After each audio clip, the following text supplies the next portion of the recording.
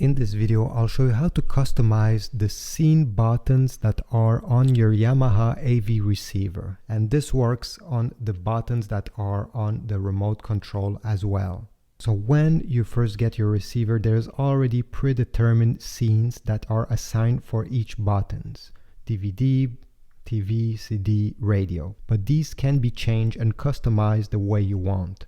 So how do you do this? Let's say I have a PlayStation that is connected to the HDMI 2 port on the back, and I want to listen to it, and I want the audio to be 5 channels.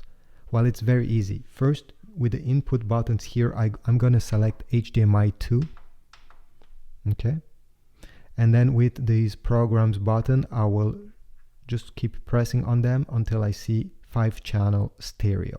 But obviously, it can be anything. You just have to choose what's your preference. Once you're done setting the AV receiver, you're just gonna keep press the scene button you want to customize during 5 seconds until you see set complete. Now every time I'm gonna press this scene button, it will change to the exact settings I have just programmed right now. So for example, let me put myself in tuner. Let's say I'm listening to the radio and I want to play my PlayStation. Well, easy. Just press this button, bam, HDMI 2 with the exact settings that I chose, the 5-channel stereo. And this works even if I close down the receiver.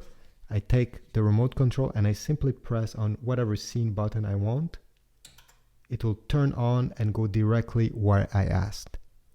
So this is how it works. I hope this was useful. If so, please leave a comment down below. A like will also be helpful, and I'll see you in the next one.